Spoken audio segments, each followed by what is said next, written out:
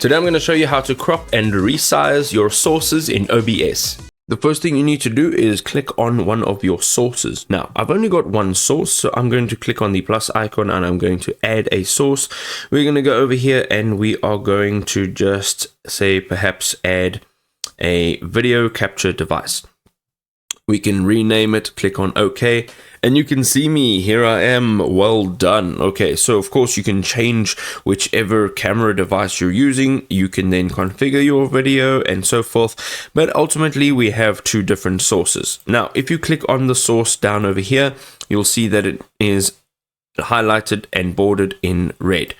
You can go ahead and resize and crop by going and using the corners over here. You can also do it like this. You can then also hold in Shift, and this will squeeze me up and make me look big. And this will allow you to change the aspect ratio over here. Okay, and then if you go ahead and you click on the corner again, it'll snap back to its original aspect ratio. As you can see again, you want to hold in Shift and you can actually move it about like this. And then you can also change your display capture as well. You can go ahead and you can change what that actually looks like over here. And once you are done, then you can just click away and it'll capture as is.